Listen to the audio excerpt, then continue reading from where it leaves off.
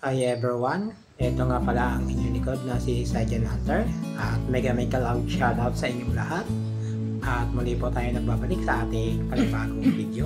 Sa araw na ito ay tayo ay magtatabas ng kawayan na yan at pasensya na kayo kung medyo hindi tayo nakakapag-upload ng mga video na iba, kaya ito lang ang tangi kong magagawa. Sana ay lagi niyo akong suportahan sa aking mga ginagawang video. Yan, maraming salamat sa inyo muli. At yan, tayo ay kaya natin itong ginagawa na pagkatabas ng kawayan kasi pag sumobra yan sa itaas, pangit ng tignan kasi yan pagka tumaas ng tumaas yan. At yung kawayan na yan ay hindi siya yung kalakihan ng katawan yan. Siya ay maliit lang sa ating braso. Yan. Maliit lang siya at hindi siya yung totally na ginagamit natin na mga sahigaan na ginagawang papag, ganyan, mga bangko na hindi siya ganun na klase na kawayan. Siya ay mga maliit lang sa aking braso, kaya yan ay pwede mo siyang i-trim ng ganyan na para siyang parang steel bakod. Yan. Tayo ay tsaka sa araw na ito ay maulan ang ating paggugunting kasi kahapon ay dapat na yan yung natapos na yan, kaya lang pag natin ay hindi natapos yan hanggang dyan lang tayo yan kasi mula na malakas kaya tigil tayo at kaganinang madaling araw maaga mga alas 6 ay bala ko sanang magtrabaho na at guntingan na yan, kaso maulan pa, kaya yan hindi natin nagawa yan. Inabutan tayo hanggang alas 8 at nag-burn out pa kagabi, kaya yung inasahan nating naka-charge na na grass cutter natin ay hindi po siya na charge, kaya yan, mano-mano natin siyang ginagawa. Yan, mga oras na yan ay umulan-ulan, kaya tayo ay basa dyan, pero hindi naman kabasaan talaga, tamang basa lang ba kasi nga umuulan-ulan na may yung ulan babae ganun, kaya yan tayo ay nag-aalangan dyan sa natin, hindi tayo makabot-abot dahil nga wala nga yung ating at maliit ang ating handle ng ating gunting, kaya yan nahihirapan tayo sa pag-abot ng kawayan nating guguntingin. Yan. At may ginawa rin tayo dyan na paraan upang siya, yung maabot natin siya dyan at hindi siya kasi malambot yung ating nakuwang pangdugtong kasi ayun ay lang yun na aluminum yung pang ko sa salo ko sa mga dumi sa swimming pool, kaya lang malambot-lambot yun pagka sobrang mahaba na, kaya hindi natin nagugunting maayos. Yan, mano na tayo dyan, sinusubukan natin abutin talaga ng gusto at dumadapa-dapa na tayo dyan sa na yan ay di pa rin talaga makayang abutin kasi medyo malayo ang ating paa dyan sa kaya hindi natin siya magawang lapitan na kung nalalapitan natin yan na maayos ay matatabas natin yan ng maigi, kaya iyan inaanodaan natin yan ginagunting-gunting na kung hanggang saan lang ang ating maaabot, kaya iyan inaan natin ng gunting, winawaksi-waksi. Bantayan niya pala ang aking pa-shoutout mamaya sa dulo kasi doon ko lagi ilalagay na ang aking pa-shoutout sa inyong lahat. Iyan, para at least unang-una nyo makikita ay ang aking ginagawa, kaya yan. At maraming salamat pala sa inyo muli sa walang sawang suporta ninyo sa aking ginagawang video, kaya yan. Pero itong nakaraang araw ay tayo ay nalulungkot sa araw na mga yun kasi may mga kakilala tayo dito sa YT na malaki ang mga pinagdadaan ng problema, kagaya ni Sir Toneva. Yan, na hospital ang kanyang anak na isa, at yung isa naman niyang anak ay na-disgrasya rin. Kaya pasensya na Sir Toneva kung hindi kami makakatulong sa iyo sa financial na pangangailangan, at nandito lang kami at sumusuporta sa iyo, at lagi ka naming na sana'y malagpasan mo ang iyong problema. At lalong-lalo na rin si Ma'am Chanel Vlogs, yan, ang ating kaibigan din na si Ma'am Chanel Vlogs, ay meron din siyang problema sa kanyang kalusugan, at yun din ang kanyang iniisip, at sinasabihan nga namin siya na kayang-kaya niya yan lagpasan, dahil kasi at wag siyang panghihinaan ng loob. Okay, lagi lang kami naririto at nakaantabay lang sa iyo, at syempre bilang kaibigan, yun ang aming maibibigay sa iyo, ang suporta. Sana ay lagi kang maging malakas sa iyong katawan.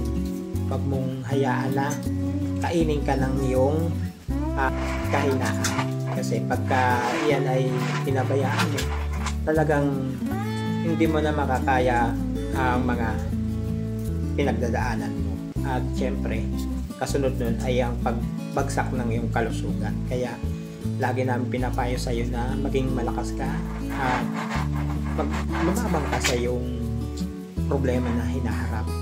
Nandito lang kami mga Team Locotoys na nag-aantabay sa iyong paggaling. Ayan.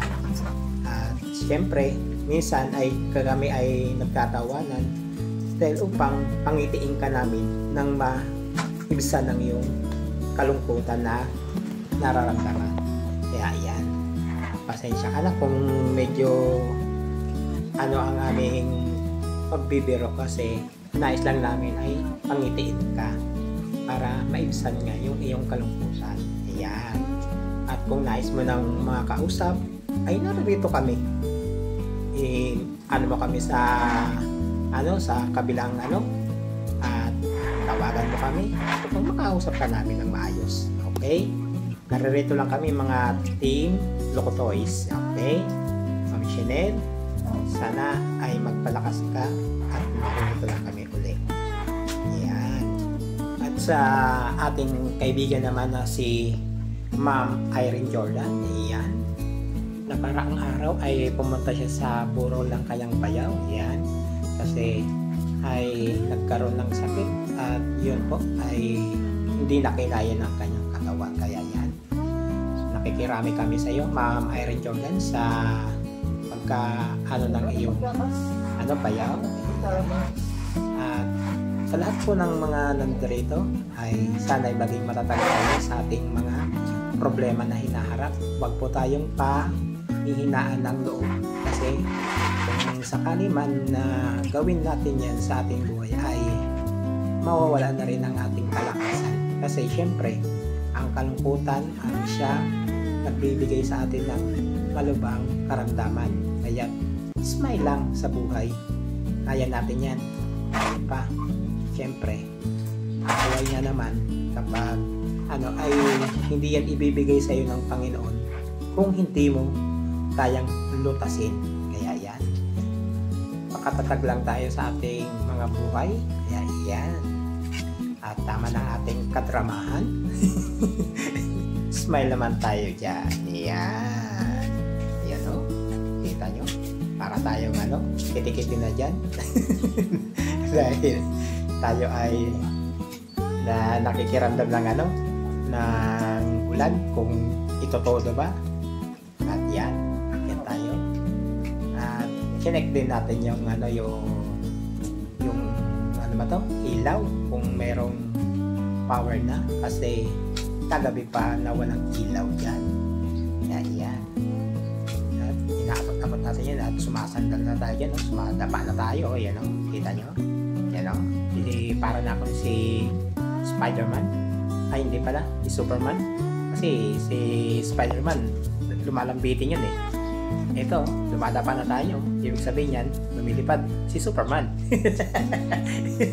Yun po ang ating ayan o, naabot na natin. Kaya lang hindi natin maabot sa pinakadulo kasi maiksi nga yung ating handle ng gunting. Ayan.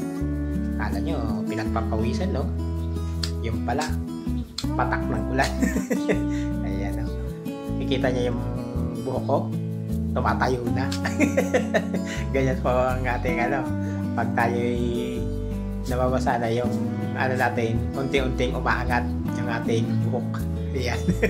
Nakakala mo yung yung isdang musik, yung yung matinik, yung labas ng kanyang yung kamag-anak ng butete. Ayun, ganun yun. Musik, tawagin sa amin sa probinsya ng Bula, Sorsogon. Ayan. Oops, may narinig tayong andar ng eroplano. Ano naman itong klase ng paandar ng eroplano to? Walang nagpapaalam sa akin napapandar niya yung eroplano. Nag-e-edit ako ng ng dito sa voiceover Talaga tong mga eroplano to. Silent nyo nga yan.